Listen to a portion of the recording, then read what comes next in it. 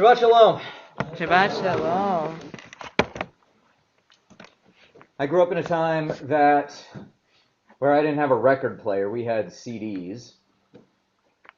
And so I was thinking about a CD that I had that I bought from, I think, Blockbuster Music that they really shouldn't have sold to me because I was, 14, 13, 15, somewhere in that ballpark at the time. And it had the great big parental advisory sticker on it, and with good reason, too. It was not a CD that they should have sold to me at that age. Yet I had the CD, and I also realized, I could also get in trouble for this.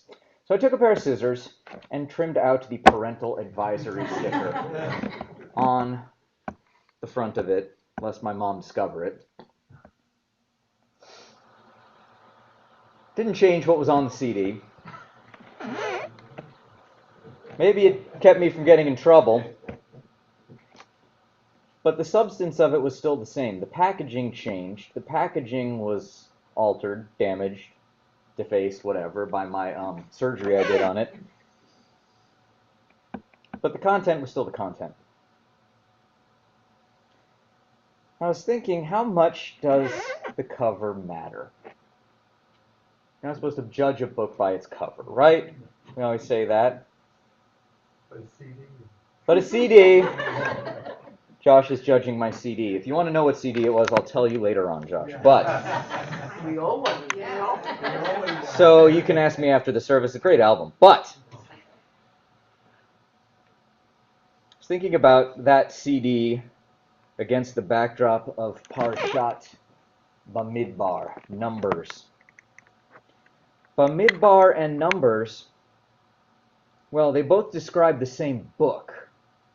Okay? Bamidbar is the Hebrew name for the book of Numbers, and we are this week in our lectionary cycle just entering into the book of Numbers in the Torah. We have our 5 books of the Torah, and so we are just starting off. Marco will be helping us start off, actually. Many of you will be helping us start off this new book and reading from the Torah tomorrow. But Bamidbar is not a one-to-one translation of Numbers. Bamidbar, the Hebrew name of it, literally means in the wilderness. And it's interesting, you'll see this with a lot of books of the Torah in particular. Exodus, for instance. The book of Exodus is not called Exodus. It's not called Yetziah in Hebrew. It's called Shmot. It means literally names. Names, why names, whatever. Well, they named it after one of the lines that comes at the very beginning of the book. And the book opens with, these are the names of the people that went down into Egypt, and it starts the whole Exodus story. Likewise, Bamidbar, it opens with a line talking about the Israelites wandering in the desert. Numbers comes out of the Greek, which then gives us the Latin, which then gives us numbers, which is it's in reference to the census. Fine, that's cool. It's not the only thing that happens in the book. It's not a book of just like, hey, look at all the censuses over time, but it is one of the opening pieces of it. But how you package it actually matters. And what you call it matters. And the story you tell about it matters as well. I'm thinking about ways in which we talked about what it means to succeed or not as a Jewish organization when I was at Hillel. And they had very, very firm metrics, very specific metric goals. They would break down all of the students that we interacted with into how many times we had interacted with them. And the big focus was how many ones or twos can you add to the whole thing about having 1 or 2 interactions with said student. At the point where it is 6 or more, it is assumed that this organization has done what it is going to do with the Jewish growth of said college student, and so, it's not moving the needle at that point. And it was somewhere around the language of talking about students as 1s or 2s, 3s and 4s, or 6 pluses, I made the decision I was going to leave Hillel. That was actually about around the time that I decided, I don't think this is for me. And see, here's the thing. I understand that the numbers tell a story. And that whole metric thing that we had there was based on a whole bunch of national research about if you are a college student within 1 year, how many interactions that you have with the religious place make so much of an impact on who you are and your identity and so forth. And so the numbers are telling a story. The numbers are actually telling a story.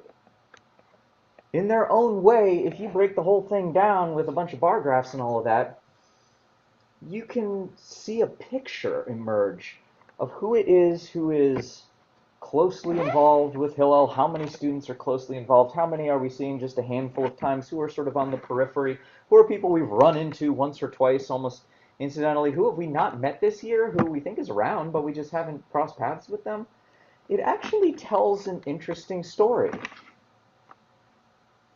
Kind of like the census, actually, in Numbers. You can tell a story about who you are and who your community is really by the numbers. But you can also sort of lose the forest for the trees, so to speak.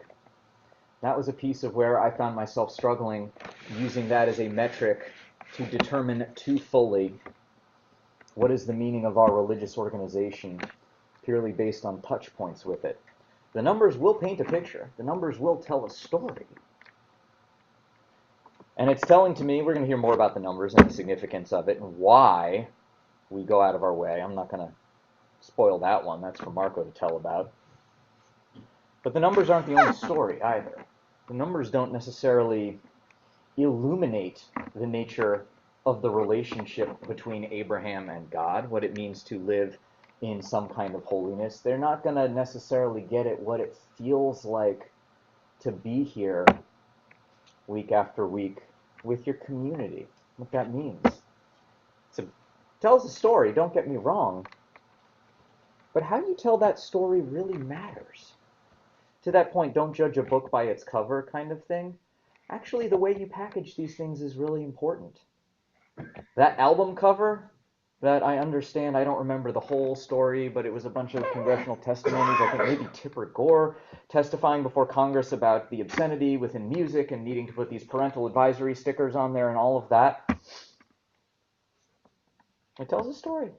It tells a story. Is it the story you want to tell? Well, that's a good question. I didn't want to tell that story to my mom when I bought that album, so I cut it off, but then later on I was like, I wish I hadn't done that. By the time I was 20, it was a cool album. Why did I go and tear it up like that, you know? And so wondering, how do we package these things? How do we think about truth? And what stories do we tell ourselves by virtue of, I don't know, counting numbers, or by virtue of the relationships we have and what holiness means in our lives? It's not to say you can't numerically count them. They did count, 600,000 Israelites. But the numbers are only going to get you part of the way there. And I want to suggest sometimes that just like the book of Numbers, in fact, the numbers are only half the story. There's something a lot deeper going on, and sometimes it's worth digging beneath the numbers in a moment where if we just seek to quantify. Sometimes how we qualify based on what's holy is also an important commentary in and of itself. So I'm going to stick with Bamidbar, in the wilderness, much as I love numbers. Shabbat Shalom.